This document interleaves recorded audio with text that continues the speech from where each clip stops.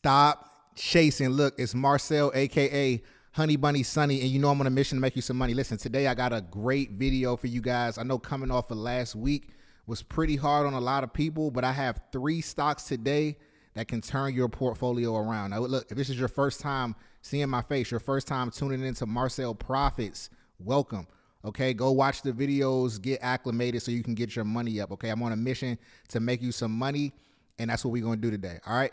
Now, also like, subscribe to not miss another video and get this video in the algorithm. All right, we're going to jump right into it. Right now, I got 3 stocks today that I think is going to essentially fix whatever you messed up last week, right? I was looking across the internet. I saw a lot of people was just like, damn, like anytime it's a sweep out of nowhere, anytime there's a major drop in the market, you're going to have a lot of people that's just pissed off. You're going to have a lot of people that were over leveraged and just lost way too much money. And this is something that I always try to warn you guys against. It's like, you got to make sure that you're keeping your risk management intact at all times, especially during this presidency. Right? There are so many things that we're seeing for the first time in the market, right? Clean setups getting swept out from somebody just getting on TV and talking. All right. So it's important to understand that, yes, it's not going to be every single day that something like that happens, but it only takes 1 to 2 days to ruin what you've been working on all year if you're not using proper risk management. There's something about the human psychology that once it gets a taste of something, it wants a little bit more. Once it gets an inch, it wants a mile. All right. We need you to think a little bit differently. We need you to be on the other side of that. When you get a little taste, stop and evaluate, right? When you get an inch, stop and evaluate so that you can get that mile on your accord. All right. Now we're going to jump right into it, right? I got 3 stocks for y'all. I have Meta, I have Palantir, and what was it? Meta, Palantir, and Hood. All right. I got Meta, Palantir, and Hood, and I'm going to pull this up in just a second to show y'all exactly what I'm seeing. Right now, this past week was very interesting. Right, we dumped for a good part of the week, and then we had a hard bounce on Friday. And I'm gonna tell you what this means. Okay, like looking ahead, I'm gonna tell you exactly what this means, because a lot of people are like, "Oh yeah, we going up." Right. So right now, I got Meta pulled up, and if you look at this on the daily, yeah, you're right. It does look like it's going up. Right. It was what I would say kind of like a delayed reaction, because Meta last week was actually supposed to bounce. It was right at an order block, and it showed a reversal signal at the order block, but it fell through. Again, we got swept out, right? Like, it's something that happens every so often, and this just happens to be one of those times. So this could be a delayed reaction, and it could be ready to bounce because it is right here around an order block. If you use the strat method, you understand what a failed 2D is or a failed 2 down is. And we have one of those right here, which is also a hammer, which is also bouncing off the VWAP. So there's a lot of confluence sitting here in this area and saying that Meta does want to go up. So Meta could possibly go up and, get into this 666 area where this next bearish order block is. So this could be a potentially good setup for the upside. However, we could be moving into correction territory. This goes for all the stocks that I'm going to talk about today. It looks good on the daily, but we could be moving on into correction of territory because of what it did all week. Yes, we closed strong on Friday, but it was dumping most of the week. Let's not forget that. Let's not forget about the money you lost, right? Let's not forget about the pain that you had. This is how the market gets you. It's a psychological game. It's an emotional game. And it can play with you. It can mess with you to the point where you're like, man, this ain't even for me. It's gambling. I've seen so many people call it gambling because of them refusing to take responsibility of how they distribute and allocate their money. All right. So we got a failed 2 down. It looks good. In order for me to be confident about this, let me switch it to the weekly. Right. So this also looks somewhat a reversal pattern forming, but it's not a failed 2D, right? It's just a 2D, right? It's just a 2, and it hasn't actually been a failed 2D with the red ring around it, right? So this could be wanting to continue to come down to this order block, right? We could be making our way down here, right? We could be entering into correction territory in the market. So I'm not confident about the upside for swings.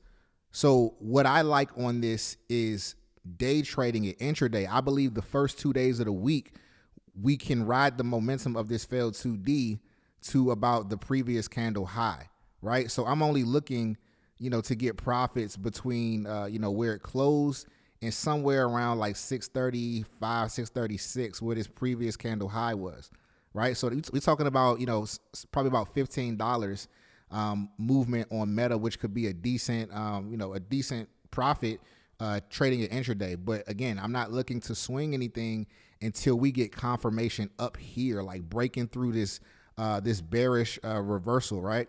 If we can break through that, then okay, Meta has this huge gap to fill. But until then, we could be just retesting these areas only to fall harder through this order block and down into, like I said, correction territory. So be very cautious of that. I'm gonna switch to Palantir now. All right, now Palantir again. Palantir got the failed 2D. Right, you're using the strat method. Palantir has a failed 2D. Looks really good to the upside, right? However, like I said, when you switch to the weekly, it has a huge 3 candle down, right? We're talking about a huge engulfing. Look at that. We're talking about more than twice the size of this candle, and it engulfs the like what, 3 days prior, 4 days prior almost. This is a huge reversal signal, and look, we got an order block right here. So this could be wanting to come down to here. So again, even though it looks really bullish, right? It looks like a bullish reversal. That may only last a day or two. So I'm not looking to take any swings for the week, right? I'm not looking to take any swings for the week. Really be mindful of that, because what will happen is they'll give you a strong Monday, they'll give you a strong Tuesday, and then next thing you know, you got another rug pull. That's the same way it happens every time. If you look across the market, everything has a reversal signal, which to me is an obvious move. We're all looking at the same charts, right? So if we're all looking at the same charts and it's an obvious move and everybody is thinking that it's getting ready to go up, where's the liquidity going to be? Where is the market going to be able to make money, right? The opposite. So I want y'all to kind of think like a top trader and be like, okay, this is a little too obvious. We need more confirmation. We need you to come with, with more proof. This is not enough. Just a reversal signal, right? After we had the week we had, it's not enough. All right. So the failed 2D again, I'll be watching this on Orb. I'll be watching for, watching this on the strat as well. In the 15, 30 minute and hourly to find a nice play. So if we can get a break to the upside with the 15 minute, cool for Palantir to get 10 to 20% out of that. But I'm not looking to get plays that are more than 10 to 20% unless I'm trading something like IWM, which is an index that has 0 DTE, right? But if I'm trading weeklies intraday, I'm not looking to try to capture more than 10 to 20% because we could have another rug pull and continue down hard, okay? So be mindful of that. I want y'all to definitely keep that in mind. I don't want y'all losing money. I don't want y'all coming to me being like, oh, this trading stuff. No, like it works. We just gotta get you to understand the traps. Like if you can understand the traps, I did a video on fake outs. Understand the fake outs. Understand how fair value gaps create fake outs. Right? Understand that. Understand how obvious moves like this create rug pulls. When you can understand that, you'll know when to put a lot of money up and when to when to go light. All right, so last but not least, we got Hood, y'all. We got Hood. I'm gonna pull up Hood on the daily. Again, same thing. Failed 2D, right? Failed 2D. This looks like a reversal pattern. Of course it does. What do? We go to the weekly. A serious bearish engulfing, right? It's the same thing across the board. Yes, it did bounce here at this order block right here. But I believe that we are in a possible start of a correction. All right. So again, I'm playing this on an intraday basis. This does look good for like Monday and Tuesday, but we don't know what the rest of the week holds. We're not swinging anything. Most people, if they see this, they would want to swing it to here. Like, this is a solid reversal. It could probably blast off to here. We're not taking those chances this week. We're playing the intraday 15-minute, 30-minute, and the hourly to find entries for calls or puts. We'll let the market tell us what it is, but we're not swinging anything to the upside. That's dangerous territory. All right. Not saying that it can't happen because anything's possible in the market, but it's in my analysis, it's not likely. So I'm gonna go to SPY real quick just so that you can see what I'm talking about the corrections, right? So as you all know, I've talked about this in other videos. A correction is a 10% decline from highs, and bear market territory is 20%. So correction can be anything from 10 to about 19 to 20%, right? That's correction territory. So if we go to the highs, we take the ruler tool, and then we go from the highs up here.